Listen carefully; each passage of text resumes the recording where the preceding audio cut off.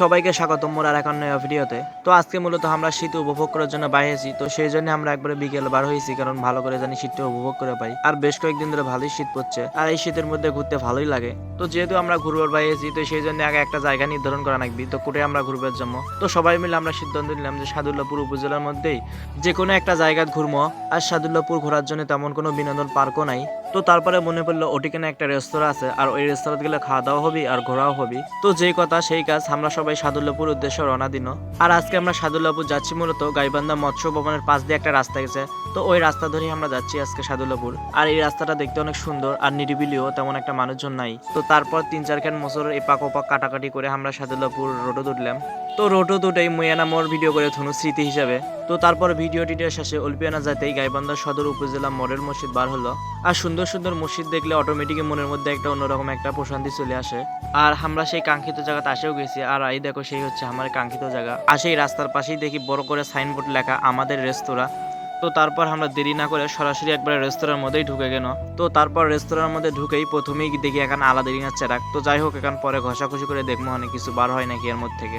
আর এই রেস্তোরাঁর মধ্যে আমরা ঢুকেই দেখি কি সুন্দর সবকিছু পরিপাটি, কি সুন্দর করে সাজিয়ে গুছিয়ে রাখছে এগুলো। আর সাদুল্লাপুরের মতো জায়গা এমন একটা সুন্দর রেস্তোরাঁ আসলে ভাবাই যায় না। তো যতই দেখি ততই মুগ্ধ হই, আসলে অনেক সুন্দর আসলে এই রেস্তোরাঁটা। ছোটখাটো একটা পার্কের আদলে গড়ে তুললেও আসলে এখানে পার্ক নয়, এখানে হচ্ছে একটা রেস্তোরাঁ। তো যাই হোক, পার্কের এই মনোমুগ্ধকর দৃশ্যগুলো উপভোগ করতে করতে আসলে রাত নেমে যায়। আর রাত নামতেই কি সুন্দর সুন্দর এগুলো লাইট জ্বলেছে, দেখতে অনেকটাই সুন্দর।